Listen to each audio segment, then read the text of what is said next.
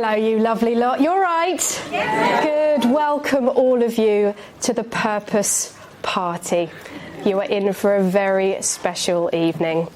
So my name is Jo Lightfoot, also known as the Human Battery Charger, and I am plugging in this evening as your MC, okay? So I just want to set the scene a little bit, because when Amy was choosing who would be appropriate for this role, the one explicit thing she said was, I need somebody who is dependable. That's what she said, someone who is dependable.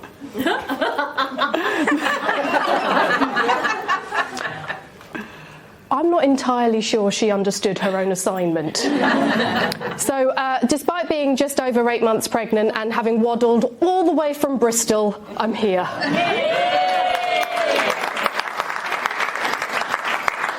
You can relax, unless I'm actually just going to do a little bit of a check. Is there anyone in the room who happens to be a midwife, has medical knowledge, even if you did a first aid course? Does that apply to anybody? Okay, lady at the back, yeah, you, right. I have 4 kids as well. You've got 4 kids. Right, okay, so everyone else can relax. My love, you can't, you're on standby, okay? Brilliant, love it, great. So we don't want any eruptions, so we're hoping we're going to get through this without any of that. So, right, let's get into the good stuff, which is housekeeping. So a few points of safety. Mobile phones, first and foremost, by all means use them. So get on your socials. We have a hashtag this evening, which is hashtag focus on why. Hashtag focus on why. So please do that if you are posting. But can you kindly pop it on silent now while we've raised the topic? Toilets, the good news is you can go. Everyone say hurrah. If you haven't discovered them, they are just out the back. Go through this door, and before you hit the other double wooden doors, toilets are situated on the left. Ladies, gents, disabled, and if anyone's bought a baby, you can even change your baby. Wonderful. Right, fire safety, no drill this evening. But if it goes off, obviously that means it's the real thing. So we all have to parade out of that rear fire exit, up the stairs, out of the building, where a fire marshal will apparently direct us to the fire assembly point on Connaught Square. Okay? Basically just follow people. Follow anyone with a high-vis jacket and I'm sure we'll end up in safety. Right, refreshments. Yes, you will be refreshed this evening, but it will be after the stage events. The way that's going to work, because I know some of you have dietary requirements, all the, dare I say it, regular food is going to be placed at the back table. If you are vegan, you have dairy intolerance, or you require gluten-free, I'm sorry, you're going to have to get off your own bums and speak to a member of staff, because they're going to keep your food separate so none of us lot eat it, all right? So make sure someone is proactive to get that sorted. If you'd like the Wi-Fi code, the last time I saw it was over at the back there, far left corner. So you have to log in using a specific email and code. So I think that's all of the information. Should we get down to business? Yeah, that stuff was really boring. So tonight is a very special evening. And the reason it's so special is because a certain special lady named Amy Rowlinson has created something magical. Would you agree? Yes. It's the reason we're all here this evening. But here's the thing about magic. It doesn't happen overnight. And as Amy's friend, fellow podcaster, property investor, coach, professional speaker, and accountability partner, I have had the privilege of witnessing that magic come to life over many years since our paths first crossed back in 2016. So I'm going to take you back to 2020. I mean, that was a pretty momentous year, wasn't it, 2020? Anyone recall why? What happened? No, not the pandemic. Amy asked me to be her accountability partner. It was freaking huge. It blew COVID out the water. I was terrified. Because if anyone knows Amy... Amy is a very detailed person, and Amy documents everything. And she doesn't just document everything, she documents it really, really well. So I was feeling a huge amount of pressure to be a good enough accountability partner for her. But nonetheless, we started in early 2021. We started meeting weekly on Zoom. And then that more latterly became bi-weekly. And we would just take an hour each way, supporting each other in our business growth. And it was a very, very special time, especially over COVID, as you can imagine. Now, the logic to this was that Amy and I had decided, being coaches ourselves and having invested so much money in coaching over the years, I've just caught eyes with one of my coaches in the past, hello Julie! We just thought, why don't we just coach each other and save ourselves a packet? And that's exactly what we did. And we are now, I think, 95 sessions deep. I'm looking at you because you're the one that records everything. 95 sessions deep and still going strong. And I'm very proud to be her accountability partner. So, those sessions are where I witnessed the magical beginnings of Focus on Why. And it's the beginning of anything where magic lives.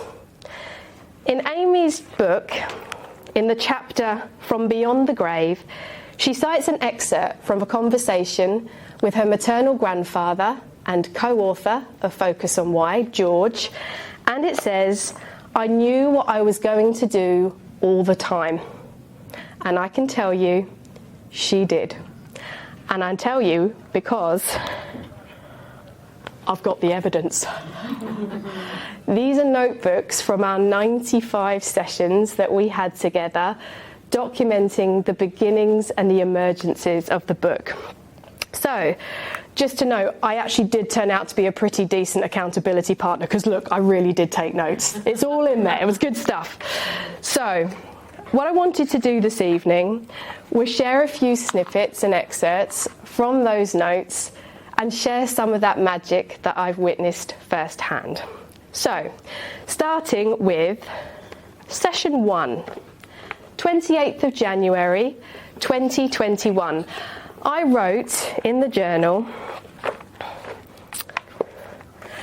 Amy is frustrated.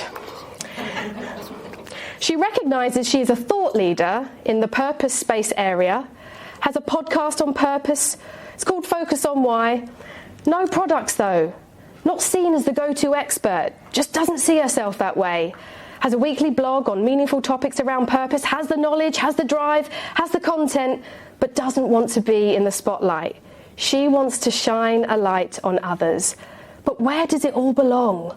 Where does she fit? We were quite dramatic back then, weren't we, during COVID? But yeah, these were big questions. In response to that, I asked Amy, what object or action best describes you? And then a conversation ensued. And out of that conversation came an unmistakable image. And it was that of a lighthouse. Amy is a lighthouse.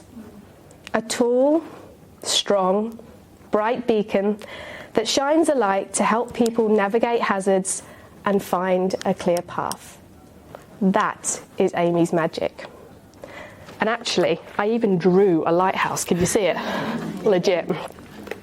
Right, session 2. So, this was the 4th of February 2021. And I write this. In a coaching client testimonial, Amy was described as being a passport, helping them transcend their inner light outwards from within. Amy concludes her role is something around alchemy, which links to her favourite book, The Alchemist by Paulo Coelho, bringing elements together through serendipity to help understand one's purpose from within. Amy also recounts her talent and wealth dynamics profile.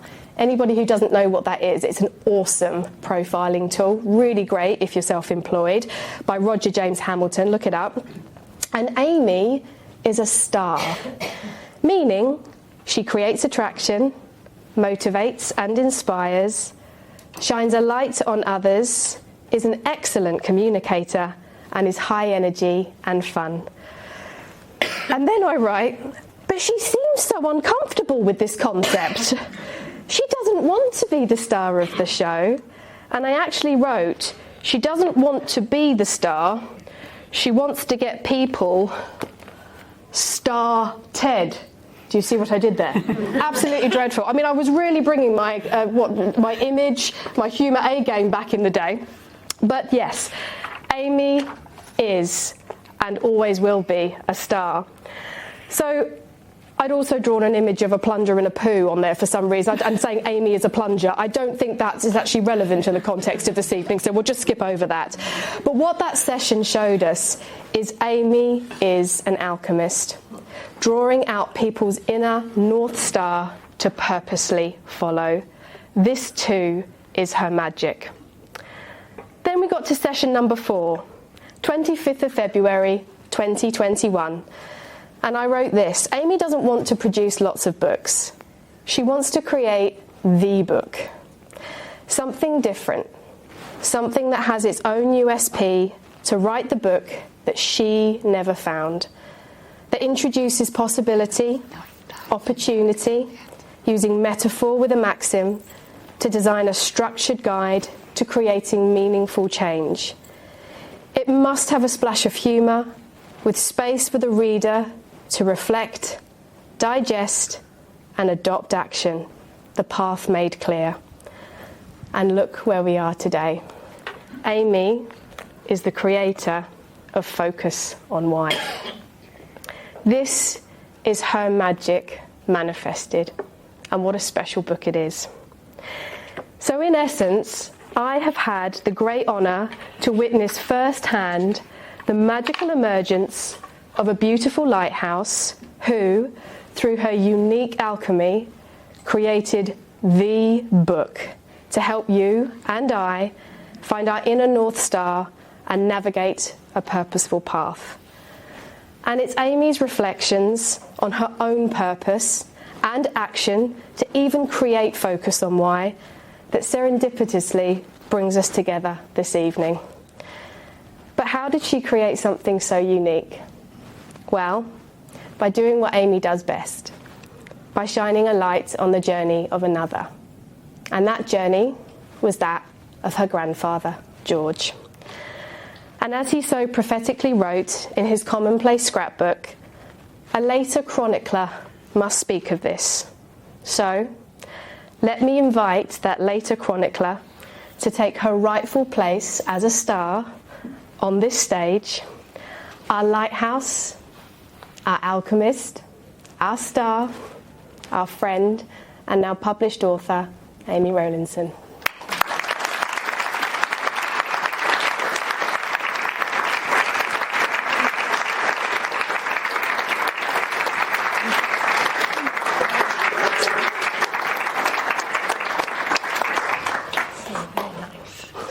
Why are we here?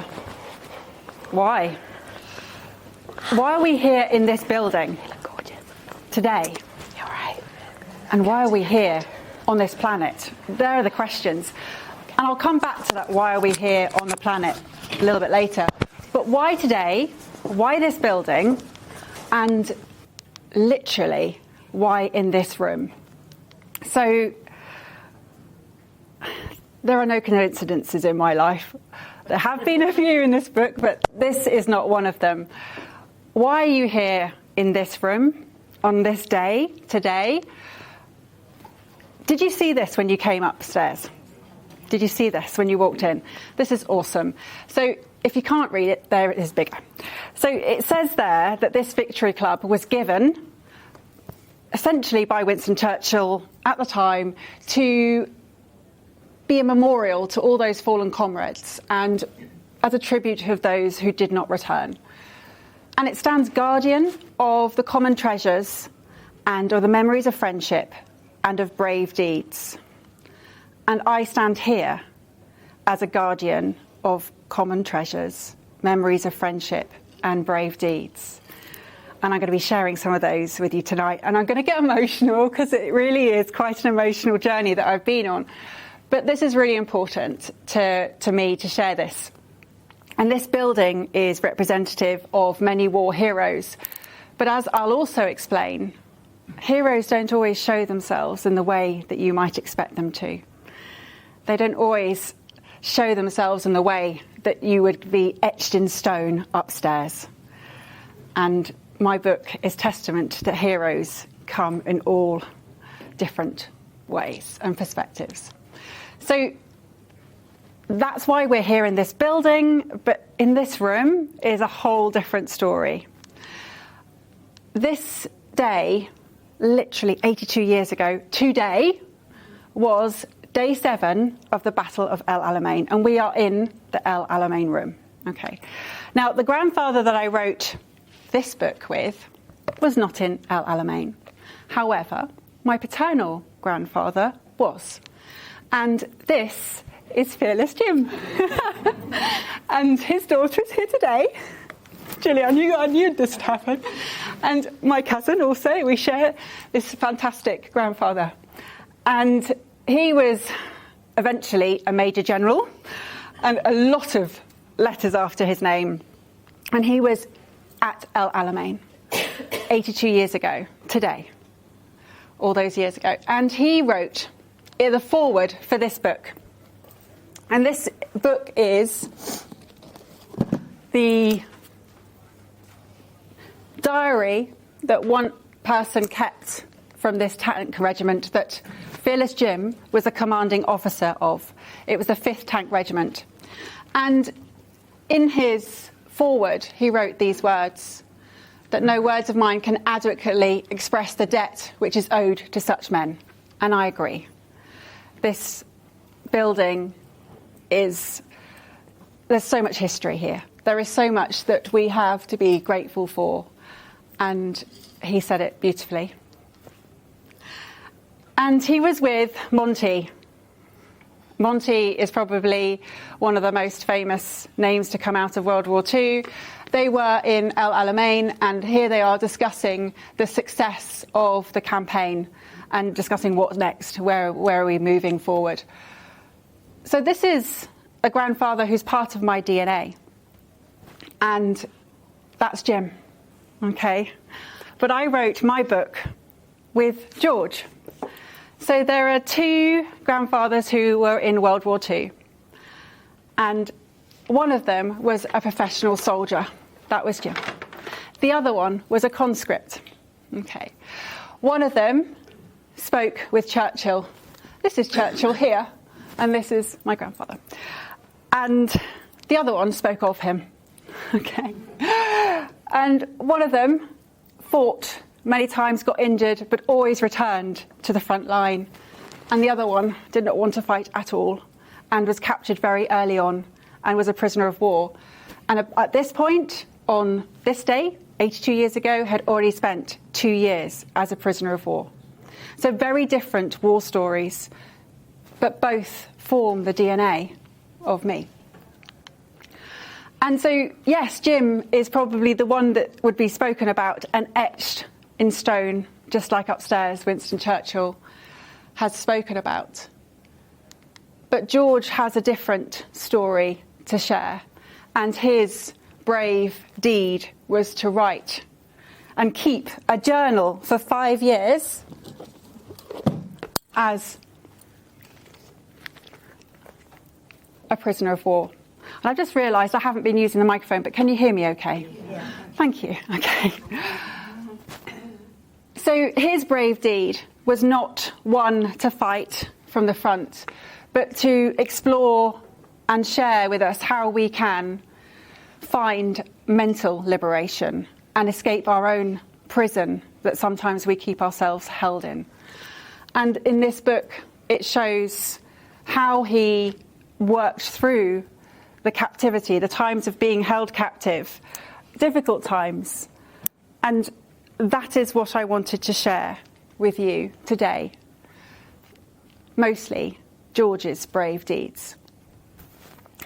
So I said I stand guardian here, and I do. And I think we all stand guardian of these incredible common treasures. They're all to be found in our lives. These memories of friendship and also brave deeds. I wrote this book with my grandfather, and these 2 books have come together to form the book that you have seen me sign tonight and have spent the best part of the last 2 years writing. It hasn't always been easy. Some people in this room will witness that particular challenge, but also equally it has been an incredible amount of joy. Now, there's something else I found, and this links into the memories of friendship. I remembered that I received a little card, and this is actually a sketch that my mum, my incredible artist mum, who's already crying, well done. Okay, this was done in '96, and that was the year that George died. And my grandma wrote this to me. She said, "For you to keep among your treasures, my darling, my common treasures." And there are 2 photographs. And these 2 photographs are the grave and the churchyard where we buried my grandfather. So the reason I share that is because on this day, the 29th of October, 1996, so 28 years ago, today was the anniversary, or is the anniversary of my grandfather's passing, which is why I chose today, why I chose this building, and why you are here. So my grandmother died 2 years ago, and there we are again in the same graveyard. And it's interesting to see in different perspectives. There I was when I was in my early 20s, and then I've now got my children in their 20s in that same graveyard. And it just really brings everything to home about what really matters, what really is important in life. These 2 photos, and why Ruth, my grandma, sent me that note to keep among my treasures, because yes, they are things to be treasured, these memories of friendship and brave deeds and these awesome common treasures. So that's why this location, that's why you are here today, and that's why you are here. But let's go back to that bigger question, the bigger existential question, the why are you here? Well, what is your purpose in life? And why are you on this planet? You know, what is it that you want to achieve? And what is the meaning of life is a question I am not going to answer tonight. That's a whole different conversation. But this is something that keeps coming back to me. And it's a quote from Desmond Tutu, which is about understanding what the root cause of a problem is. Instead of literally just saving people, it's about going back to find out why they're falling into the river. So that's something that is really important to me. This particular quote is in the book, and it's because you have a choice. Are you in the water waiting to be saved, or are you striding up the bank with purpose and finding out why they're falling in to solve that problem? And this is something that I believe is at the root of having a purpose, of being of service to others, is understanding the difference of how you can bring this incredible way of life into action. And I believe that, yes, change begins with the individual, and change begins when you stand for what you believe. And I will be saying quite a few things tonight that I just want to let sink. And obviously you're going to be reading the book, and these questions and these thoughts are in there. But this is really like what really matters to you. Why are you here on this planet? This is your one and only life.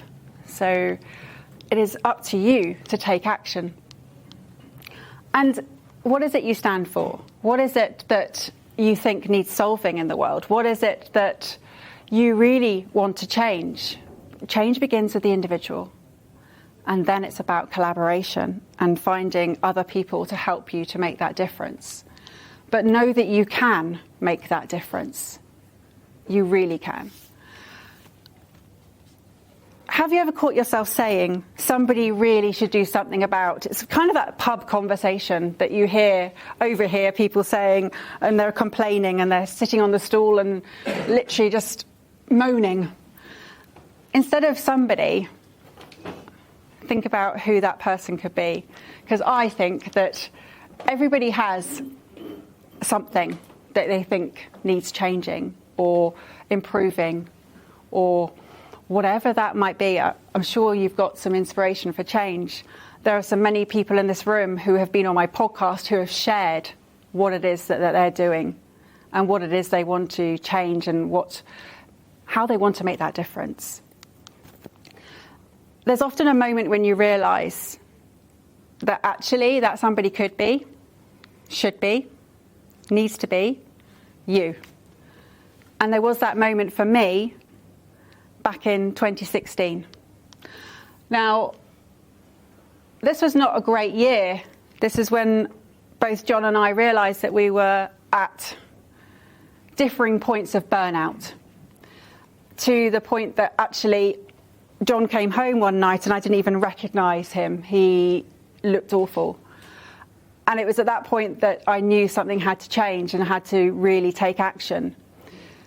So I resigned from my job and set a plan in motion to build a different way of life for us, for our family, and to create a new way of life. And it really did make a difference for our family. And we had, as I said, we're at different points of burnout. Our declining health was really taking a toll. But we'd been swept up. We'd forgotten about what we wanted to do. We'd forgotten about our dreams. And we'd just been swept up with living out other people's expectations and their dreams. And it's easily done. You can get whipped in this frenzy, especially in London. You sort of roll the whole wave of Commuterville and everyone else is doing it. So, I'm no different. Why not? So challenging the status quo and really looking about what is important was something that we both did. And then we recognised that actually we didn't need to live the way that we were living at all. And so we created a new way of life for ourselves. And with that, we created this new way of life. This autopilot got moved out, and it was very much conscious, intentional, purposeful action that we then took every day. We understood about how we could be of greater service. You'll see both John and I in the community doing lots of things. It's always been part of our way of being, and it's very rewarding. But now it's actually conscious. What is it that we're going to be doing to spend our time, and how are we going to be directing that energy? Because this is our one and only life, and we want to make sure that it really matters. So we don't want to just leave a legacy. We don't want something to be said about us once we're gone. We want to be creating a legacy that we can actually live and that we can breathe and we can be a part of. And that is something that we are consciously designing every day. So we stopped filling in the moments, and instead we created these moments which are fulfilling. And there's a really big difference between the two. Trust me, having lived with and without purpose, it's a cavernous difference. And this whole living versus existing. Because yes, you can live or exist without a purpose. But when you have one, it's a beautiful thing.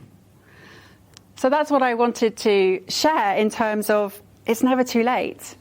I'm a big believer in midlife beginnings. In fact, I've written that in many books tonight, is about being a believer of the magic of midlife beginnings and how they really can come true if that's what you want to achieve. I've got a bit of a theme song going there. So having addressed these personal challenges of our own life, I recognised that I could actually take what I had put into motion and address a bigger challenge, a global challenge. In fact, it was a global existential crisis that I wanted to solve, and I really believed that somebody should really do something about that. And then I realised, well, that somebody has to be me, because I now have the knowledge of how I can shift this. And so that's what I did. I started a podcast, and as Joe said, I shone a light. Because, I don't always like being in the spotlight. I like to shine it on others. And this is something that I started when I first launched the podcast. I thought I'd put a sticker on where people are listening from. And then the stickers just kept on coming. And that's 140 countries now. That's 4 years later and 430 episodes. So it's quite a thing when you look at that. And it does remind me that my actions, my daily actions and my reflections with actions are making a difference to other people. And every Wednesday I put out a podcast. In fact, Kay, yours is out tomorrow. Yeah. So, and if anybody wants to come on my podcast and hasn't yet,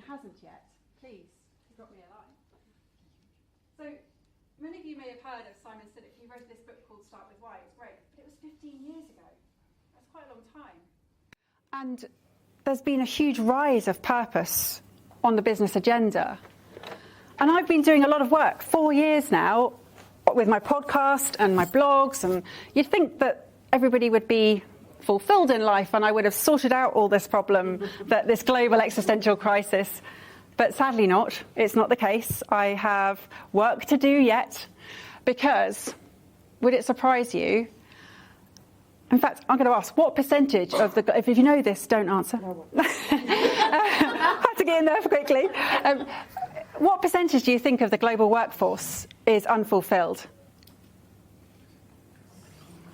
Just shout out a number. 70%. 60. What have we got? Right, okay, look. I was really staggered when I heard it was 77%. I thought that was like ridiculous. 77% of the global workforce are actively disengaged or not engaged in their work. That's ridiculous. How can so many people be unfulfilled in their work? And this is according to Gallup, so this is data that came out earlier this year. And it was the same last year, because the cost of this low engagement on the economy is insane. In fact, I don't even know how many zeros that is, 8.9 trillion, that's a lot. Too many. It's actually 9% of the global GDP, which is, again, unfathomable. And what is the effect of that on the planet? It's actually really bad. This low productivity, this low fulfillment in people's lives is having a huge effect. And in fact, the global CEO of Gallup said that he believes it's enough to make the difference between success and failure for humanity. So this purpose thing that I keep talking about, it's quite important.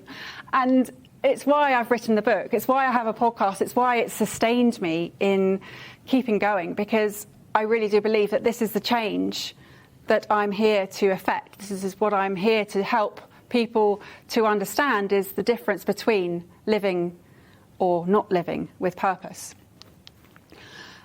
Gallup's solution, you'd think, they said, that's fine, just change the way people are managed. Yeah, okay. Not as easy as that, because the people who are managing are the most stressed, and they've got the worst mental health and well-being as well. Yes, they may be thriving in their job, but they're actually overloaded. So no, I don't think that's the solution. I think there has to be another solution, a sustainable solution, because I'm all about sustainability. And I have one, funnily enough. It's not to start with why either, because we know that 15 years ago, yes, it's great and it really is important to understand what your purpose is in business, but it's to focus on why. Sorry, spoiler alert. I wrote a book on this. So yes, it is about focusing on why. And it's also about understanding how to assign meaning to your everyday tasks, to understand what it is that you're doing, so that you can see how that is relevant to the global economy, to everything. And we don't often do that. We often find ourselves just reacting to moments instead of understanding what their significance is. And this is what I talk about. It's about taking responsibility for your own engagement. Because if we do that, if we take responsibility for how we can affect our own selves, we're not delegating it onto anyone else. It's not the managers who are going to take the toll for making sure that we're fulfilled. That's our responsibility. And if we all do that, then we have that shift. But how? How do we do that? How do we assign meaning, and how do we understand how meaningful our every moment is? Well, again, spoiler alert, I've written a book about how. But I also first want to dispel the myth about purpose, because I so often hear this, how do I find my why? Amy, please help me find my why. And I'm going to tell you right now that you're not going to find it. Okay. Your why is not to be found externally. It's something that you create and fill from within. Now that sounds a bit fluffy, and it's not. Okay. It's really, really true, because the difference is this. A lot of people also think that your purpose and your why, they use those terms interchangeably, and they are very different. Your purpose and your why are interconnected, but they're not the same. And I'll explain what they each are. Your purpose is this overarching intention that guides the direction in your life. And your why is the meaningful significance that you assign to that purpose. Now, again, this has taken me several years to work out, so I know that it might not land just as quickly as I would want it to. But the book will help you to understand the difference and to really put that into everyday motion in your work and in your everyday life. So this is a framework that you'll find within the book, and there are 9 steps with 3 sections: your purpose, your plan, and your focus. And each section is broken down into 3 elements. And what I've done is I have spoken about what that particular element of that stage in this framework is about. And then I've taken excerpts from George's story to show you that 80 plus years ago, this is the way that he evolved and worked out exactly this. It was actually quite spooky, serendipitous, I should say, how when I literally took the chunks out and I sat with my mum and we looked at it, we both looked at each other often and go, this is really strange. Like, how is this working so beautifully? Well, it works because this is a great way of life. And so it really does capture this process nicely. And you have to remember, I wrote my book with my grandfather, but he was 21 when he started writing. So this is a 21-year-old's version with a 50-year-old's version as well. But it shows you an evolution, and it shows you imperfection, it shows you vulnerability, it shows you resilience, it shows you a whole process that we go through and about embracing your imperfections. So this is the framework I've got in the book. And the core element, the core practice I have after my section, then George's section, there's an element of how you can put this into practice, how you can really embody this learning. And that's through reflection with action. And reflection with action is how you combine purpose and why together in your everyday meaningful application. So the why, or the meaning that I'm talking about applying to your everyday tasks, emerges from reflection. So it's about thinking, what just happened to me in that moment? You intuitively assign a meaning to that, and that will then dictate how you feel and then how you respond. But know that in every single moment, you can choose a different meaning. And I share a story in the book about Holly and how she shared a different meaning after her marathon incident. You have to read the book, but it is a case of you can change what each moment means to you. And then the purpose element, that overarching intention that guides your direction in life, comes through the action that you take. So in every moment, you have a choice to assign a meaning to it. And that will then take you through to what then ensues. And this is how fulfillment and success and productivity all links together, because you are becoming more purposeful in your everyday action. So reflection with action is not something that you just do in your own life, in your personal life. This is a business practice. This is about assigning meaning quotient, or MQ, into your world, as well as IQ and EQ. And it's actually essential because at the core of your business is the purpose. It is the reason why it exists. And it's often forgotten because everybody's going with the start with why, but they're not focusing on why, and they're not bringing everyone together with that in the business. And when it's all brought together, it's a beautiful thing. So my book is a mirror to hold up to yourself, and you can use the framework and you can challenge the status quo about what's going on for you, what is working and what is not, and be honest with what is not. I'll say it again because this is your one and only life, and it's important. And Jane said in her lovely review, thank you, Jane, that it's a lifelong companion. It's something that you will want to dip in again and again and take you through and navigate through life stages, because that framework is a constant. You will constantly go around it as a circle for a reason, because you'll forget what you can and cannot control. And it goes back to George's brave deed of that mental liberation, letting go of what we can't control to really understand what we can. And when we do that, we live more purposefully, but with this freedom. So the book is here, and it's got combined insights from my guests, my coaching clients, from George, and also my lived experiences. And it really is a collaboration, and I talk about collaboration being a really important part of working, because we're not designed to work alone. We are designed or evolved to work together. And when we do, we can achieve so much more. I spoke right at the beginning about my DNA and the two grandfathers, but purpose has been embedded within my DNA from always. It's there. This book proves that. In fact, there are two elements in this book that I want to share with you. On the September the 30th, 1942, my grandfather wrote this. Proposal to write, way of life, to meet the need for a planned life, to meet every circumstance of life, every facet of living. This is 82 years ago. And when I first found it, literally it was the first thing I opened, and I was like, are you joking? I talk about have a purpose, have a plan, focus on why all the time. He blooming well got there first, right? he sort of, okay, it's not original, so no, okay, fair enough. Having a purpose is not original either. That's just in our DNA. But there was another one, and Joe mentioned it earlier, and it's this one. It says, this is written on the 25th of March, 1945. And he said, doubtless it too would contribute something to history, but a later chronicler must speak of this. And it was that moment when I'm like, a later chronicler must speak of this. Somebody really should do something about this. It's echoing in my head and thinking, yes, okay, well, no one else is going to read this journal. No one else is going to even see this. So this definitely has to be me.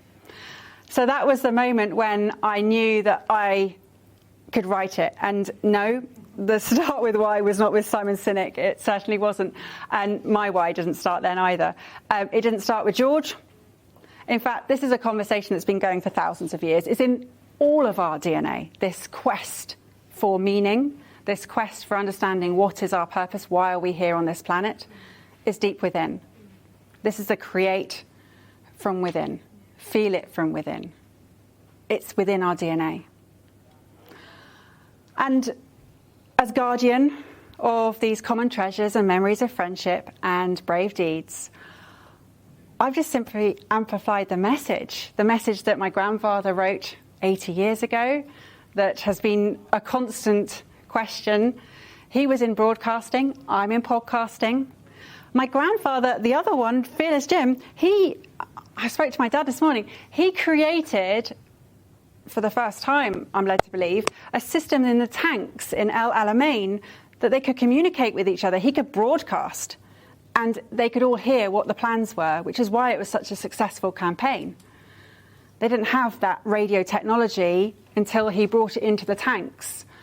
So communication and broadcasting and purpose and being brave and stepping up and being that person who should do something is also within my DNA. But there's been another contributor here. There's been a few nudges from the universe, which is a case of, come on, get this going. And it wasn't just one, it was several. And I'm not going to share all of them, but when I found my grandfather's scrapbook, that was one nudge. When I found a tape recording that I'd recorded with him aged 15, interviewing him about his experiences of a prisoner of war, that was a pretty big nudge. I can't even remember why I recorded it. I have no idea, but I did. And then when I kept going, I found scripts. And then I had a PhD student who read one of my blogs reach out to me from Australia and say, your grandfather is George Fleming Kerr. Yes, he is. And he's one of the significant key figures in Australian television for these years. And I'm studying him as such for my PhD. Would you like all his manuscripts? Yes, please. One of them was about survivor's guilt in World War II. So I then got quite a lot of insight about more of what he was feeling other than just his own words, because he used his playwriting to articulate that and share some personal details that he didn't write anywhere else, because he used the characters to portray them. And again, it's that vulnerability, that imperfection that really is coming to the fore about what's important and being bold enough to share those. And I have been pretty vulnerable in writing this book. I've shared a lot of things in here with the hope that it will inspire other people to understand that it's okay to have things that don't always work out. It's okay that life is challenging and you'll keep having obstacles in your way. But when you have that clear purpose, that keeps you understanding what the way of life is that you want to pursue. My grandfather, I wondered what all these coincidences are about, and he actually wrote this letter to me while I was at university, which was to explain to me that, considering all the different combinations of things, that there were never any such coincidences. So again, my grandfather had the answer to why all of these things were happening to me, for me. But it was synchronicity, really, this combination of serendipity and synchronicity. And synchronicity is a term coined by Carl Jung to help you understand that there are these meaningful significances and coincidences in life that have this interconnectedness. And we are all connected. There is a reason why you're all in this room today. And it's up to you to decide why that is. That's not for me to say. But there's another element of synchronicity that I want to share. So my grandfather wrote this scrapbook in Germany. For 5 years, he was in 4 different prisoner of war camps, and he kept it going. And it is incredible. These words somehow made their way back all the way to the UK, to England. They then very likely went all the way out to Australia, so that he had this as source material to write the plays that he did in Australia and Sydney for 5 years. And then, just a week before last, they found their way back into Germany again. Because Sue, my lovely publisher, took the book all the way to Frankfurt Book Fair. And I wonder what my grandfather would make of the fact that his words that he wrote 80 years ago would finally find their way all the way back into Germany again via the fact that his granddaughter had written a book with him. I don't know whether that's synchronicity, the universe conspiring, or some kind of magic, but all I know is that it happened. And it's incredible to think that when you take responsibility and you take action, this is what happens. This is the kind of magic that can happen. So you are responsible for choosing the moments in your life. You are responsible for creating them, and they do come from within. It's not that you're going to find your why externally. This is the most important thing that I can share, is about trusting that you have everything that you already need. And it's just a case of allowing yourself to believe your dreams and schemes. A line that my grandfather uses in one of his letters home to his father. And it's not just recognising the nudges from the universe, it's acting upon them. Because I think it was Elizabeth Gilbert, she wrote a brilliant book called Big Magic. And in that, she talks about downloads and about a particular book that she didn't write, but somebody else did. So she had an idea for a book, and she wrote down the idea in detail. And then she didn't act upon it. So the universe took it to someone else, and they did. And it was written by someone else. So yes, I do believe that if you don't act upon that nudge, the universe will find someone else who will. So this is your one and only life. Really act upon what it is that really matters to you. And everyone I've spoken to and invited to be here, I know that there's magic within you. There's so much that you can create, because your potential is limitless. It really is. And it's never too late. It really is never too late and you fill in those dots. That's for you to decide. All I do know is I'm no longer drifting, no longer filling in the moments, for sure. I am creating moments which are fulfilling. I'm also helping others to do the same by shining the light on what is possible when you focus on why. And this proposal to write, I fulfilled that. I don't think he ever wrote it, but I have fulfilled my grandfather's proposal to write a way of life. I have also become that later chronicler, and who must speak of this for sure, because it's worth speaking about. And I am that somebody who should do something about, and it's still work in progress, that global existential crisis that is going on right now. And I hope that in my lifetime we get to a much lower figure than 77% for the sake of the future generations, for our ancestors, well, for the generations to come. And I am focused on being a great ancestor. I really am. In the work that I do, it gives me great pleasure to know that what I'm doing is making a difference. In whatever way. I just know that it is. For individuals, but also for the ripple effects that I will never hear about. The ripple effects that happen because of what happens, for example, in this room, and what you then go on to do as a result of what you thought about is what is important to you, what it really matters, and that's somebody that is somebody could do something about, could be you, needs to be you, should be you. That's for you to choose. But yes, that's why we're in this building. And why are you here? Is it to witness these incredible stories that I've shared of you, of Jim and George, in their very different ways of being heroes, in the way that Jim in Alamein was an incredible hero, which is essentially why we're all in this room today? Or was it also because of my grandfather, who spent his 5 years writing a journal that has created the book that we've written together? Is it to celebrate the launch of this book? No, I don't think it's any of those, although it would be nice to think that. But you're here through the invitation that my book invites you to do, and it really is up to you to make this difference. And there are three elements of confront the past, embrace the present, and shape your future. Because it's your responsibility to shape what is to come, what is possible when you focus on why. So that's the invitation that I open up to you.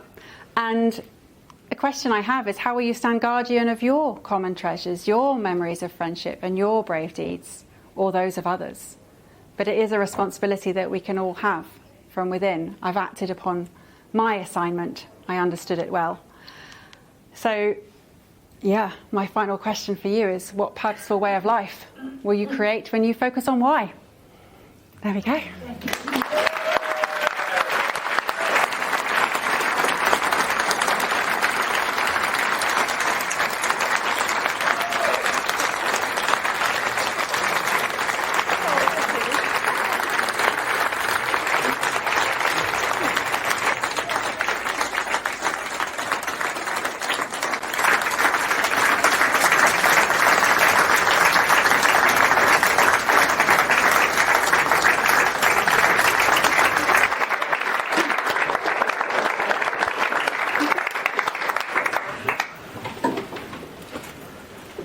Bloody good, wasn't it? Thank you, Amy. You're right. Yes, I am. Good. I managed it without tears. Wow. It's all good. I think we'll forgive you if there's tears. That's all right. No, I know. It's an emotional night, and yeah, it is. It means a lot. Yeah, and I think we can all see that. It's a huge night, and.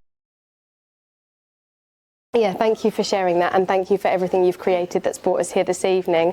And with that in mind, what we thought might be quite nice is to have an open question session for about 15 minutes, just to open the floor up to your thoughts, anything you would like to ask Amy I'm just about. Going to grab some notes, actually. Yeah, go. It's my thank you notes, because I can't remember who I need to thank. There's a long list. There's a long list.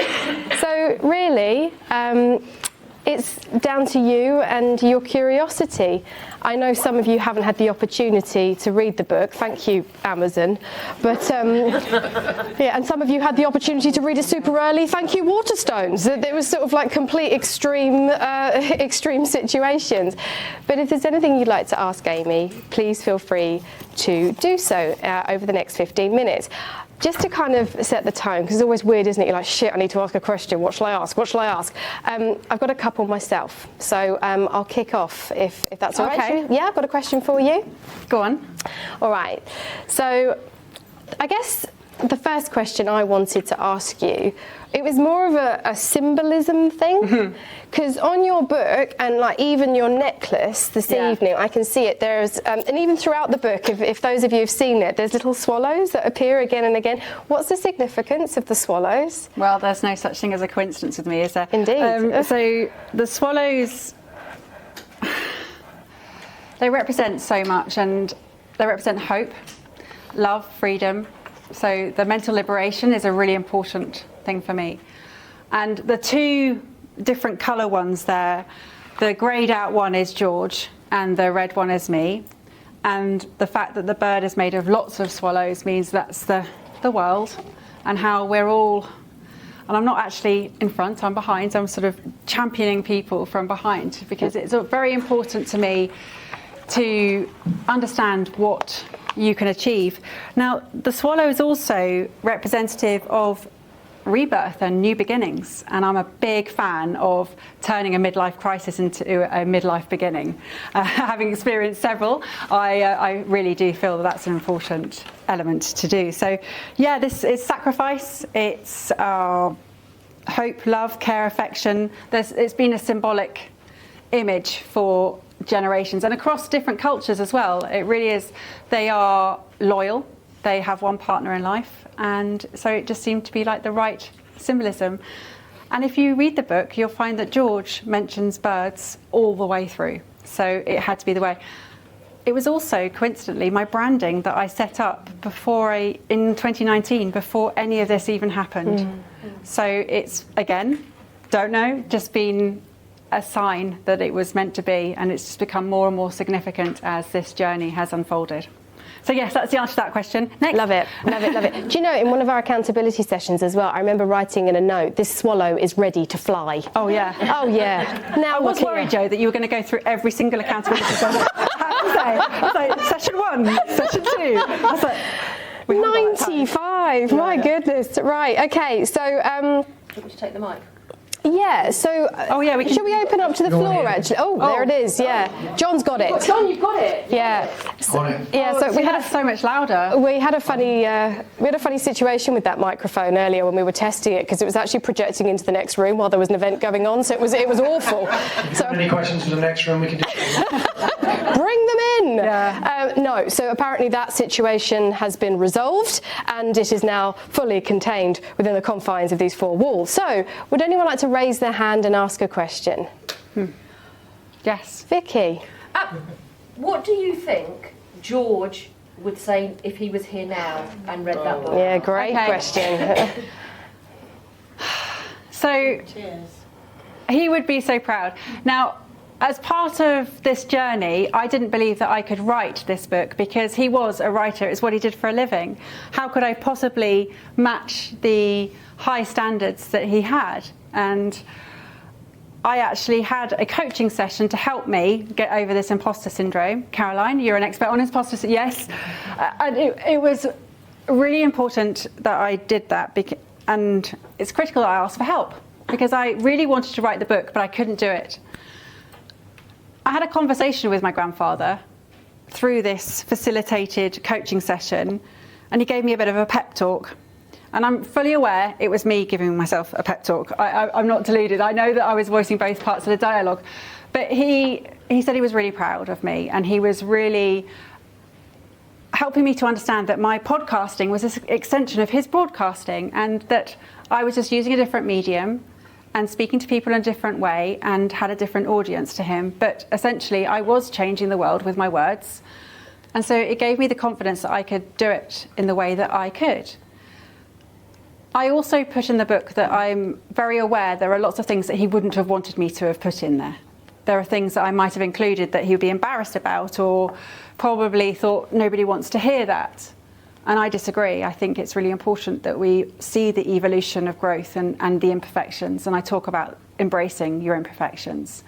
So I think he would be mortified at some parts and he would absolutely love the majority of it. And I think he would love the concept.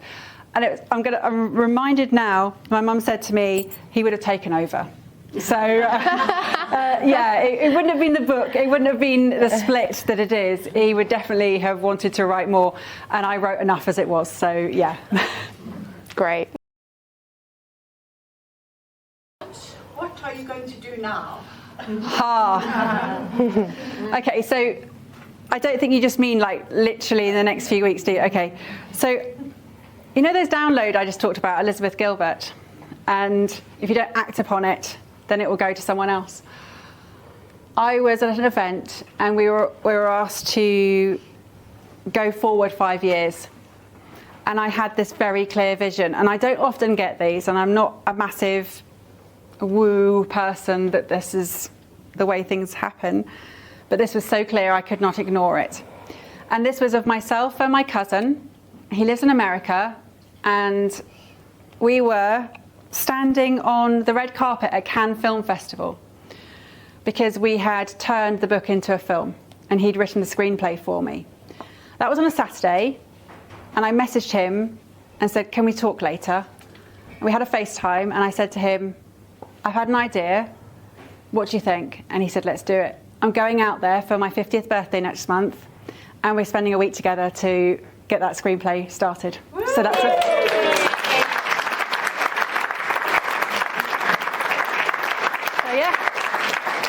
That's not going to anyone else. That's mine to keep. Thank you very much, universe. That's wonderful. Yeah. Any other questions? I think people are hungry, Jo. Yeah, maybe. Yeah. Listen, you've got 36 speakers in the audience. I don't believe it. No one's got a question. I was wondering, you talk a lot about people in your own life and your family who are inspirational to you. And I was wondering, are there any people in the public sphere that you see as particularly inspirational, or do you feel like there's too much of a disconnect because you don't know them personally? I think they're qualities, and I think what I recognise in people are the qualities that I would like to emanate myself. So there are many qualities, and they're essentially my core values. What's important to me is what I see being brought to life in other people, and that may be through sport, it may be through politics, it may be through entertainment, whatever it is. That's what I look for. And so when I see that, in fact, it links me often to getting goosebumps, because it really resonates at a core level. And so I talk about that in the book, tap into the tingle, because when you get goosebumps, you think, oh, well, that's amazing, that's like awesome. Often when someone's singing and it really gets you, really holds you, this is what I'm talking about, that meaning, tapping into what that meaningful significance is to that moment. Because when you tap into it and you really understand what it is, you'll understand more about what you love and what's important to you. And I call it tap into the tingle. Why not? Yeah. So does that answer your question? Yeah. Mel? Amy, I really love the construct of the framework because I'm a doer. I want to practically apply this, in 5 minutes after my sandwich. But what I really want to understand is, are they all 9 actions or intentions, are they all equally weighted in your mind? Or if you took one of them away, what would happen? Tell me, which do you feel holds the greatest weight, or are they? Yeah, so I started, it's a really good question. So I started with control, because control is understanding what you can control and letting go of what you can't. And that's that mental liberation that I spoke about. So when George was in captivity, he knew there were lots of things that he couldn't control. But what he could control was his future. And he spent 5 years learning a craft, honing his skills, so that when he came out, he was ahead of the game, he was ready to write, he went straight into the BBC as one of their first script writers, and he understood that he had resources, the ability. He got a university degree whilst in prisoner of war camp, okay? He studied through the University of London, he got books sent to him. This is a collaborative piece, this is understanding if you can't get them, you reach out to others. But the control element is understanding you're in control of your own circumstances. You're in control of how you respond to them, because there are lots of things that you can't do, and you need to let go of those, because that will only cause you infinite amount of pain. So the answer to your question is, it depends on where you are and what you need. I'll use Vicky as an example because she shares it at the beginning of the testimonials that she had got stuck in the plan stage. So she'd gone through but didn't realise the purpose piece was really important. So she went back and started again, and now she's at step 7, ready to commit, ready to really fly and contribute and change. And so there is a reason why it's in that route, because it helps you to ensure that if you've got any limiting beliefs, that you surface them and you can address them, and then you move forward from that step. So you may not spend as much time on one, but no, you won't get it done in 5 minutes after your sandwich, Mel. Yeah. I think we've got time for one more. Yeah, and then Bob. Hi, Amy. Thank you for the introduction to the book tonight. It was fascinating hearing you talk from the heart about the story, without notes, without just purpose. I want to ask you a sort of unusual for me, unanswerable question, but one which I'm hoping you can help me and maybe other people in the room on the journey of understanding, because you've obviously done a lot of thinking around this subject. And I'm puzzling here over whether purpose is more of a goal to be achieved, whether purpose is more of a direction of travel that's never achieved. The latter. What do you think about that? The latter. You're never going to achieve. It's something that's bigger than you. This is a living legacy that you. It's about understanding that yes, there'll be milestones, there'll be goals, or there'll be intentions that you do hit throughout this, but it will evolve. And this is what the step 9 is. The change piece is that as you grow, so does your purpose, because your confidence grows and you realise that you can reach a bigger audience. You can make a bigger difference. So no, you probably won't in your lifetime reach the end of what it is you're looking to achieve, because it will evolve. And so yes, it is definitely a constant, ever-changing thing. Well, that's the only thing that is a constant in the world is change. So yeah. Amazing, thank you. Yeah, thank you. I'm going to put you on the spot. This is like a lightning flash answer that you have to give the room. Why do people need this book in their life? I will throw that back at you and say, is there anyone in the room who doesn't think they need this book in their life? Well, there's only one answer to that question, so...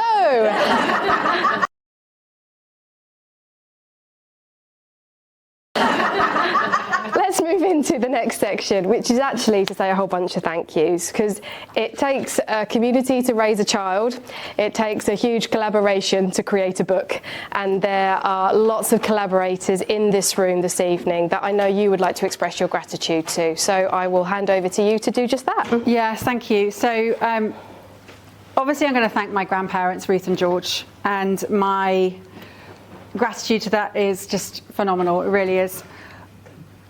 Everything that they've done and spending all those years. There's a table over there. My mum is here to talk about various things.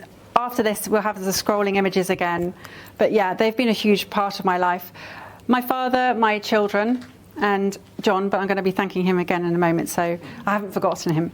And I haven't forgotten you either, Mum. So there have been many people in the One of Many community, and that is an incredible community for women that I've been a huge part of, and there are a few here today. So thank you to them. To Julie Crefeld, thank you for your wisdom and your guidance and your firm boot at the bum. Sometimes, yes, thank you for that. To Olga, who helped me to get that through that conversation I needed to have with George. To Erin, Erin? So this book started when I had a creative writing session with Erin Chamberlain, and after the lunch I came back. I said, I know what I want to write. I want to write this fireside chat book with my grandfather, and he's telling me these stories and the hidden life lessons in them. Yeah, so that was where that idea birthed, and I had no idea at that point that this book existed. So the Commonplace scrapbook existed. To Kate Trafford, who's not here, but to my book buddies, to Charlotte, thank you so much. To Chantel, who's not here, and Catherine, who's not here. But Heather, who wins the prize, I think, for coming the furthest from the northwest, like today. Thank you for travelling all this way. I really am so grateful. To my Write Book Company team, of which, you're going to get some special thank you in a moment, Beverly. But Sue, thank you for believing that this was even possible and for saying, yes, it is possible, get on with it, many times, so thank you. To Paul, Andrew and Nick, who are not here, but also a huge part of the team. And there are probably other people behind the scenes that I don't know the names of, so please make sure they're thank you. There was a lady who isn't here tonight, sadly. Her name is Dr. Gilly Carr. She's a professor at Cambridge. And I reached out to her and I said, I see that you run courses on writing books based on findings of your family. And she said, no, I'm not running a course, but let's have a chat. And she had a chat with me. And that conversation, she was brutal, actually. She was really brutal. She said, nobody wants to hear a book about another World War II hero, especially written by someone who's not got the credentials for that, because that's who I am. Not me, her, Dr. Gilly Carr. She's a conflict archaeologist. She specialises in this, and she writes brilliant books and lectures on it. And I knew that I was not a war historian after having that conversation with her. So it really helped me to write it from who I am. And that is the granddaughter of George, and as a coach, and as a podcaster, but just someone who really believes in this. And so it really helped me to position it and not try and be anyone else. So I say thank you to her. There are lots and lots of people who have been in masterminds, who have really helped me and supported me, even told me to get up and go and eat something or go to sleep many times. The basics, and John has literally championed me the whole way through, so thank you for that. But Jackie Barry, Steve Bustin, Guy Clapperton, Peter Edge, Dave Heiner, Mike Pagan, Heather Townsend, Susan Heaton-Wright, Felicity Wingrove, Sharon Weinstein, Ricky Arundel, Gary Hosey, Joe Berry and Ruth Fogg. Thank you for all of your help. There are 35 podcast guests that I've cited in the book, so you can imagine that there are like 400 that I haven't. But I couldn't include everyone, but there are many who are here today. There are also many people who have shared this platform with me, and I'm so grateful to be able to do that, to shine the light on a focus on why for what people are doing and their incredible journeys that they have made. And I really thank that. There have been many people who have helped me tonight to get this show on the road, so thank you for that.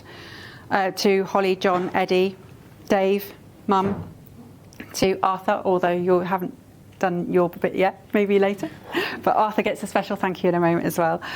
To Fran and to Vicky. Thank you for all coming here tonight. I really do appreciate it, even if you haven't come as far as from the far, far northwest. And before I hand you back to Joe, I do have some special thank yous that I'd like to give. Holly, could you just help me with that for a moment, please? So the first one is to my mum. My mum helped me to sift through, they're down on the side there, they've got the names. If you could just take the, yeah, I know. They've got post-it notes with everything, there's a whole list. So Amy. Right, so Mum, thank you for helping me sift through the impossible task that we had of cutting. My first draft was 135,000 words, which is, that's 52. So, yeah, and Bev said, I love the book, but I've read it twice. Amy, it's 34,000 words over. You need to cut it. Well, 36. It was 86,000 words. You need to cut it. I had a month to cut it. That was 30 days straight of 17 hours. That I will not want to live again. It was not a sustainable way of life.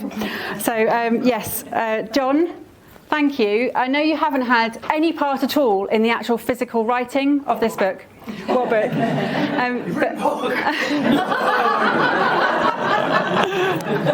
Where is it? Oh no, it isn't. Thank you for that.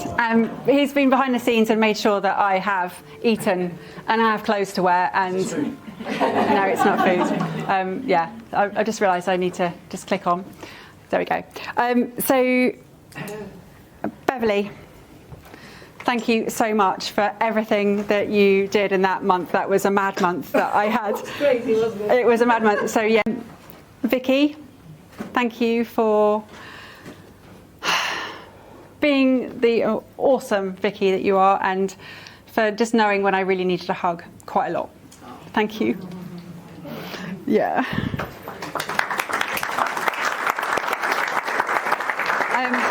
Dave, can I borrow you for a second, please, to come and say thank you? So the slides are not here, so I need to make a caveat. Dave is awesome at slides.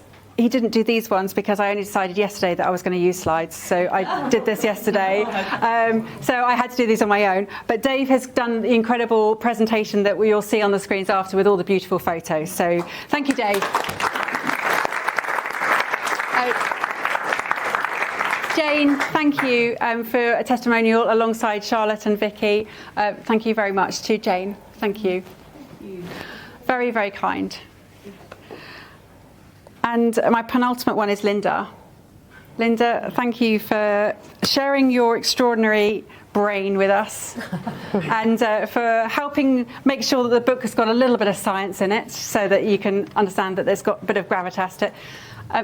Lynda, would you mind saying a couple of words, please? Okay, now? Yeah, is that okay? Thank you. You've got this. She's done this before. Here we go. Thank you. Right. Hands up who's got a purpose. Anyone? No? Okay. Customers everywhere. Yeah. Customers everywhere. That's good. Do you know, I'm not an envious type of person. Really, I'm not. But I do get really miffed with people who've got a purpose in life. Because they always bounce about with energy. They always seem to have this inner glow. They always seem to be really sort of happier than I have been. That is until last December. Because last December I was looking at my very little tiny grandbabies. And I thought, I thought, what is the world going to be like when you're my age? I said I wouldn't do this. Yeah. And I sat with that. I was really upset, as you can tell. And I fretted big time. So I thought, I sat and I thought, I thought, what is it the world needs? What is it that this planet needs? And I thought, well, I don't know, actually. But I do know is that we need genius ideas. We need badly genius ideas. And people who don't even know they're geniuses. But people who are geniuses who don't know their ideas are any good. The trouble is with geniuses, they're not always very good at communicating. Now, I'm not a genius by any stretch of the imagination, but what I am is a good communicator. So I decided that was going to be my purpose. So I'm one of those annoying people now. So I now, it's totally refocused my business. It's completely changed what it looks like, as you very much understand. It's completely changed it. And I feel, I've still got to go back to your book though, because I'm still not I'm a bit confused about purpose and why. I'm revisiting. But meanwhile, whilst all this was going on with me, Amy asked me to write the foreword of her book. She's a very dear friend, and we spend a lot of time together. And she asked me to write the foreword of her book, and I thought, oh right, I better read it then. So I read the draft copy of the book, and I was blown away. Absolutely blown away. It was helpful, it was sensible, it was heartwarming, it was everything, absolutely everything. So I am definitely going back to reading your book.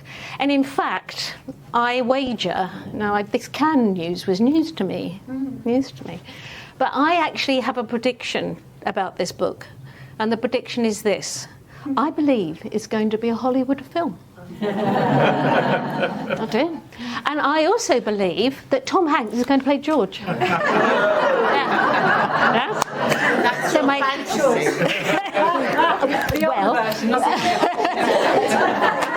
so my question to you all is, who will play Amy? Amy. So yeah, you've got the hair. So everybody, just a very warm thank you to Amy and George for writing something so incredibly valuable and so utterly enjoyable. Thank you. Thank you.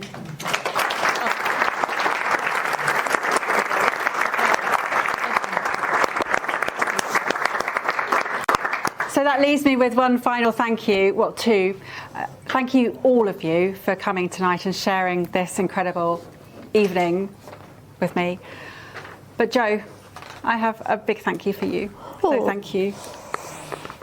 Yes, sorry, I need to click this very quickly. There we go. Thank you so much. This is for you for being dependable. And everything in between, but really, thank you so much. Oh.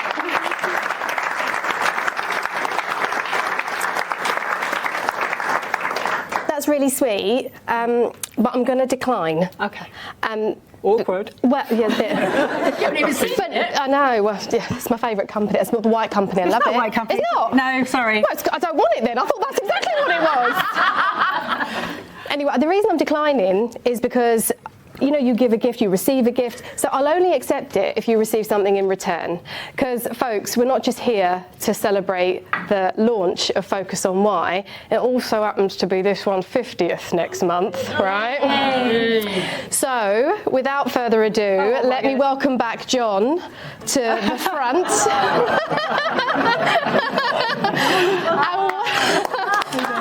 Thank you. Will you all join us in a rendition of Happy Birthday? Happy birthday to you. Happy birthday to you. Happy birthday, dear Amy. Happy birthday to you. Thank you.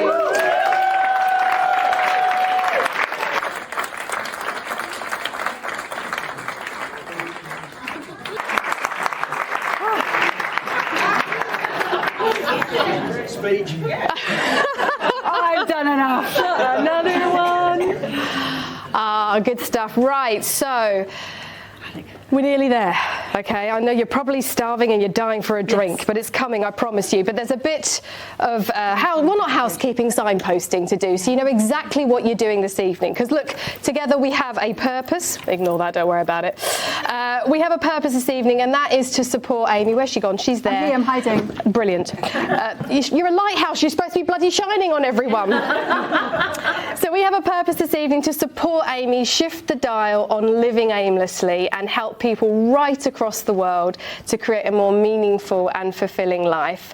So tonight, I fully invite you to immerse yourself in what is a true purpose party this evening. My job is to show you where and how you do that. All right? Okay? So there's quite a lot. The first thing is get a blooming drink and have some food. All of that is happening to the side. There's a water station here. Teas and coffees are served just behind the pillar to the left there. And at the back of the room, there are just refreshments, food, sandwiches. Please help yourself. Remember I said if you are vegan, you have a dairy intolerance, or you have a gluten intolerance, please make sure you speak to a member of staff and they will ensure that your food is delivered to you. Right, in terms of logistics and book stuff, there's 3 tables that I want to draw your attention to. The first one, sort of just to the right of Amy, is the interesting table, I guess. It's the memorabilia table. So for those of you who are fascinated with the story of George and the history of the book, please take some time to go and have a look at it. Then we have the book signing book, which is table rather, which is just here. I'll explain a little bit more about that in a minute because Amy will be stationed there. And then at the back, towards the cloakroom, thank you, Holly. This is cake. Wonderful. There is cake. That's not what it's supposed to be for. It's actually the gift table. Okay, so that is where you can purchase your books, and that is where you can have them in a lovely little brown paper bag. A sustainable paper bag if you'd like to gift it to other people. Because remember, listen, Christmas is coming up, people. This is a really, really good gift. So get purchasing this evening. So for those of you who have bought your own copy of the book, because it arrived on time, thank you, Waterstones, because that was early, wasn't it? Yeah, all good. Please take it. Oh, is it due tomorrow? Yeah. It's coming. Yeah. Some got an Amazon one today. Mine's coming tomorrow, apparently. Okay, it's coming tomorrow. Yeah. It's close. Sorry. We're close.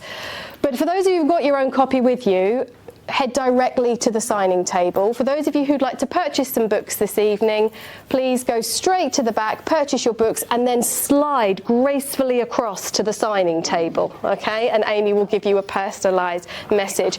I should also draw your attention to the fact that there are 2 books available for you this evening. The first is the book itself, Focus on Why.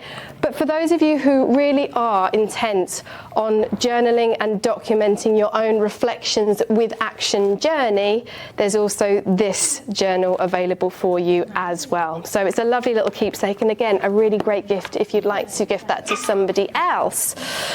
Right, so Amy is going to be stationed at the book signing table. Get rid of the paper bag, it looks weird. Right.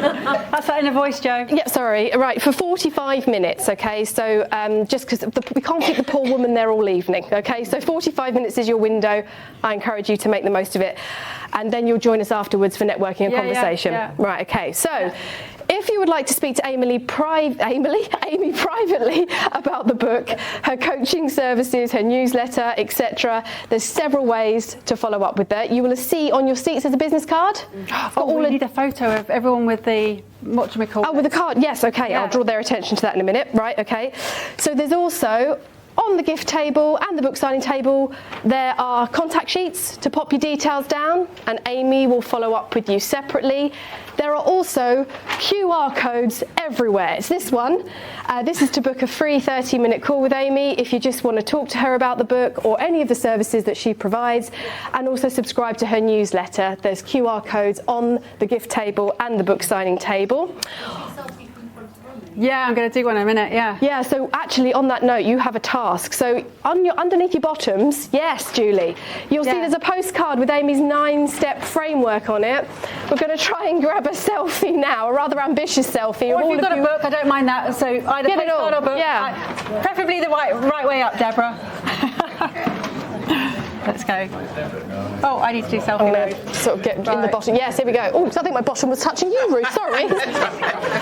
Should we do it on a 3, 2, 1 thingy? Let's do it. I just need to zoom out a bit because, you can't do it that way. Everyone lean in. I'll do one that way and then one that way. And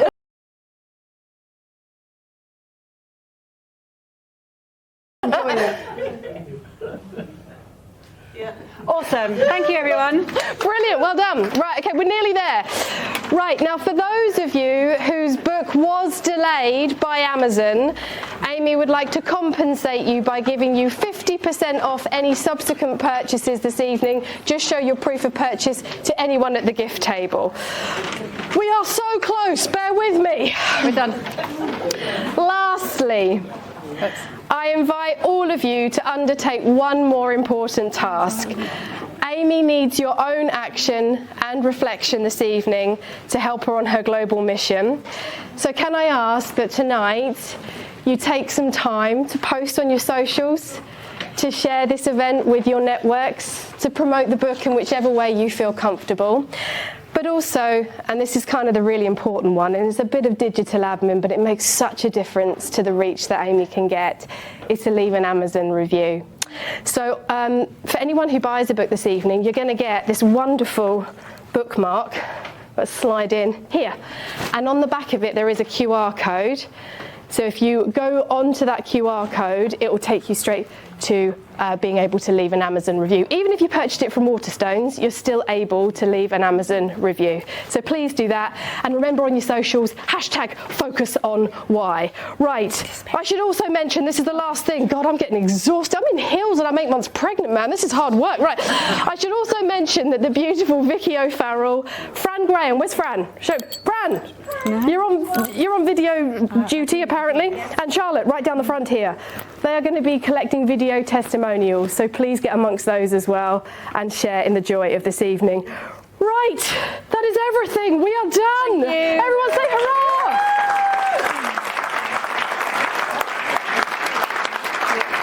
I'm pleased to say I didn't go into labour, so my love, you can stand down. Thank you.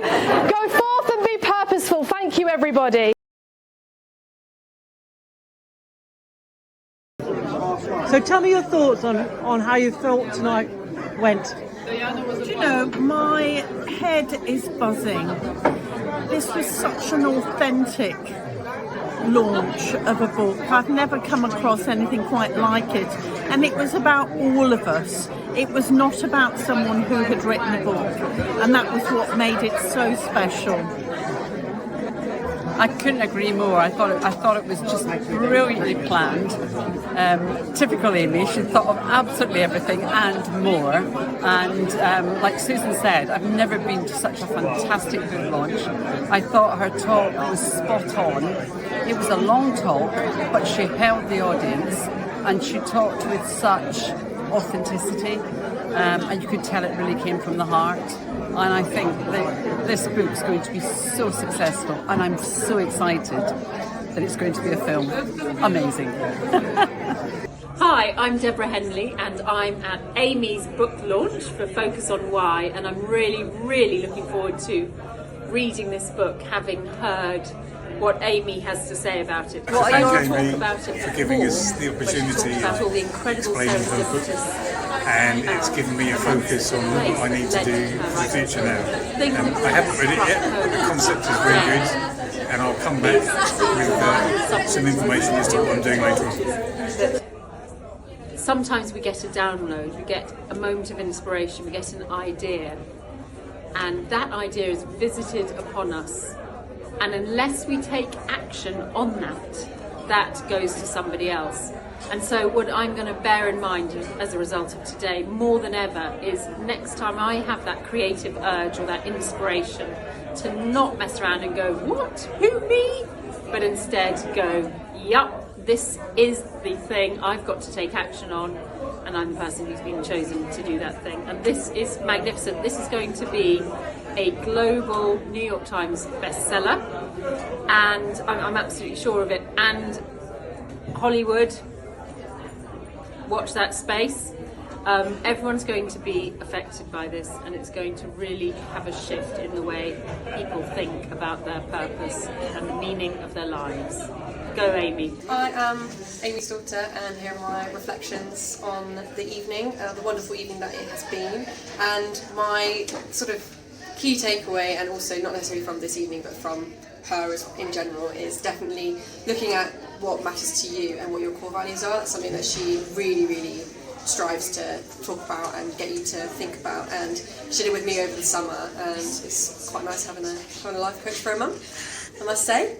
And it's really, really interesting to see how you don't really know what your attitudes towards life are until you go through this really vigorous process and you come out with all of these really lovely things that you strive towards, and it can really help hone your focus, and therefore you're finding your purpose and why you do that. And that's something that this book really helps you to do as well.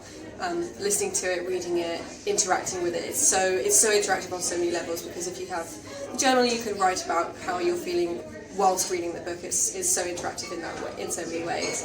So yeah, those are my key takeaways, and can't wait to hear everybody else's revelations from reading the book. Thank you very much. So Matt, do tell us your thoughts on tonight. So I am absolutely blessed to be here at Amy Rowlinson's book launch, and it was just a reminder what a wonderful journey she's been on, and to weave together the history of her family, to see the stories of her grandparents, her grandfathers, and how she was able to pull together the messages of yesteryear into the work she's been doing now, to find that meaning and purpose in some of the diary entries 80 years ago. And I've just been inspired by this. I mean, I've worked with Amy about 5 years ago, and we were following similar paths. And I've just seen what you can achieve in 5 years tonight by just showing up with commitment and consistency, with a passion, with a purpose, with a why. And it's just got me excited to go and bring that back to my own life, because I can now see where I can make a difference, where I can be that lighthouse. And, I've got a plan, and I feel absolutely, determined to make it happen. And so my action tomorrow morning is going to be to write my why, and I'm super excited. Oh, I love that. Thank you so much, Matt. Hi Lynda, so please let us know your thoughts on tonight's book launch.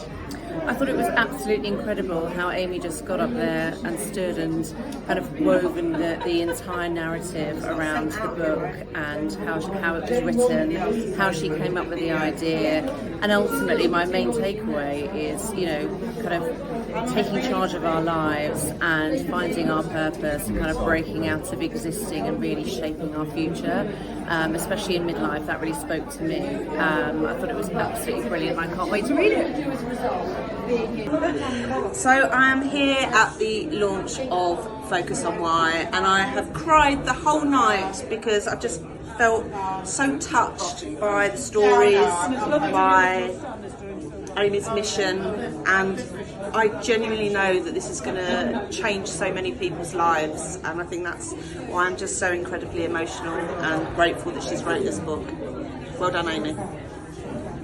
So, I mean, amazing book launch, thanks to Amy, because I'm writing a book as well, and she put this little message in my book that it was already enough for me to come here for the message, and she might have used this message to other people, but she chose this particular message to me for a reason. Share your gift with the world, keep challenging your status quo and capture what really matters. It's exactly what I'm going to do from today, Amy, so thank you for inspiring me. Really happy to be part of the book launch tonight. I've been with Amy in the background in one of the micro mastermind groups, and this Focus on Why. I love the podcast, love the essence behind it, and just that cleverness of the story with her grandfather and how everything knits together and makes it real, because that's the point. Focus on why, focus on purpose, which is a combination of the two. Well, that's what you've got to read the book about. If you read the book, then you get to understand it. You understand it, you get all the 9 little levels, and they all work together. It's very, very, very, very clever. So good luck, Amy. Love your work. Thank you very much. Yeah, we are here tonight at Amy Rowlinson's book launch of the incredible book Focus on Why. So I only finished it today, and I have to say it's left an imprint on me. I actually thought that I was way more on purpose than I am, and I think having Amy's 9-stage framework is going to force me to go back and rethink about my purpose, and I'm quite excited to do it, so watch this space. So as a result of coming here this evening and hearing Amy talk about us having our one precious life and needing to be brave and to speak up, I'm finally going to write the book that I've been talking about writing for years. And I'm just going to do it. Congratulations, I cannot wait to read it. Hi, I'm Ruth, and I've been here this evening to celebrate the launching of Focus on Why by Amy Rowlinson. Amy gave an amazing talk on how the book came about, the history and the links of herself and her grandfather George, and why we're here tonight in the Alamein room of the Victory Services building. And it all came together because George died on the 29th of October, and that's why we're here on the 29th of October to have the celebration. She gave a brilliant speech. She's a brilliant person, she's very grounded, and she's given us all challenges and so much food for thought as to our purpose and our why. Well, look, it's been great to know Amy for about 7 or 8 years. We're parents on the sideline of the rugby match, but tonight was really special. Something that's clearly so personal to Amy and something that we've lived through, hearing her talk about. But to see it come to fruition and see so many people here to celebrate makes for a lovely evening. Hi there. This book here is by Amy Rowlinson. Focus on Why. Now, I'm the sort of person who always thought to have a life's purpose is probably not going to be my thing. but I have found my life's purpose. I have quite recently, and it's something that has made a massive difference to my business and my way of thinking. However, I need Amy's book more because I now need to dissect it. I now need to understand it better so that I can take action more. Now that's why I love this book. I actually wrote the foreword and I love it, absolutely love it. Please, if you're interested in trying to get more meaning in your life, buy a copy. Well, the book launch was amazing. It was so wonderful to see something come to life in the way that Amy talked about it, and the history of it, the story that went behind it, and how the whole sort of serendipitous thing around the universe just happened to bring everything together for her. And to see so many people here celebrating that was just amazing. I've got to say, I'm not really much of a book person. I tend to sort of get books and they become what I call shelf development, and they just sit there, but this is genuinely one that I will be treasuring and reading from cover to cover, probably many, many times. I was very privileged to be a guest on Amy's podcast not that long ago, and I know what a really quite a life-affirming moment that was, with the opportunity to really have a bit of a chat with Amy about my own why and the journey there. So it was just, it was great. And one thing I've taken from it is that lovely phrase about be a great ancestor. And that's properly hit me there, it really has. Reflections or your takeouts from tonight's? I'm going to make life better. You're going to make life better? Yep. How are you going to do that? I don't know, I'll work it out. Yes, that's excellent. With Tash by your side. We loved every minute of it. Look forward to reading it. Yes, most definitely. Thank you. What are your... Thank Amy for giving us the opportunity of explaining her book, and it's given me a focus on what I need to do for the future now. And I haven't read it yet, but the concept is very good, and I'll come back with some information as to what I'm doing later on. Well, interesting, this comes at a moment where, as a family, we're making a huge change in our lives. So we're going to be focused on a lot of whys. And Amy's always been an inspiration because she gets things done. I'm the greatest procrastinator in the world, but Amy gets things done. So, Amy, I'm going to follow your lead. We're going to get this done. I'm going to read your book on the train home, and it's going to resonate for the rest of the day, the rest of the week, the rest of the year. Thank you. Right, go. I'm Kim Hamer, and I am so thrilled to be here at Amy's book launch tonight. Focus on why. It has been such a long time coming. Amy was instrumental in me making a shift from being an entrepreneur with no podcast to becoming a podcaster with 150 plus episodes under her belt. I interviewed Amy on my podcast last year just before she started to write the book, and I am thrilled to be here tonight to celebrate her transition into being a published author. Well done, Amy. I'm looking forward to taking action on all the reflections I get out of this book. I'm here at Amy's book launch, Focus on Why. I'd just like to say a huge congratulations to Amy on this amazing book that she's got out, because I know for myself that I need to find my why and my purpose. So I certainly will be reading this book. It's a very interesting book and an interesting read, I'm sure, because of the way she's written it, along with her grandfather's chronicles. And it was actually a very emotional evening for me, actually. And actually, I found that I was nearly at tears listening to her story about how this book has come about, and so I'm really, really looking forward to reading it and hoping that I too can find my why and then find my purpose and hopefully go forward from there. Hi, I'm Bob, and as a result of being here tonight, I'm going to read the book so that I understand a bit more about what purpose is all about. This has been an amazing journey, and I'm really pleased to have been part of that journey. Amy and I are in a mastermind group together and have been for several years now.